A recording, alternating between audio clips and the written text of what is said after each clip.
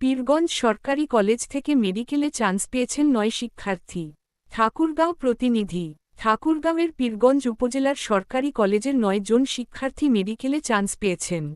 ২০২৪-২৫ শিক্ষাবর্ষের MBBS ভর্তি পরীক্ষা ১৭ জানুয়ারি অনুষ্ঠিত হয়। ১৯ জানুয়ারি ফল প্রকাশ করেন।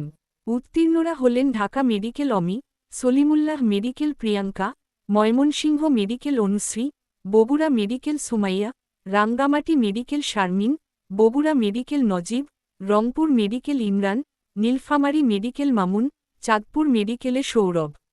এ বছর ১,৩১,৭২৯ জন পরীক্ষার্থী ভর্তি পরীক্ষায় অংশগ্রহণ করেন। তাদের মধ্যে সরকারি বেসরকারি মেডিকেলের জন্য ৬০,০৯৫ জনকে ভর্তি পরীক্ষায় উত্তীর্ণ করা হয়।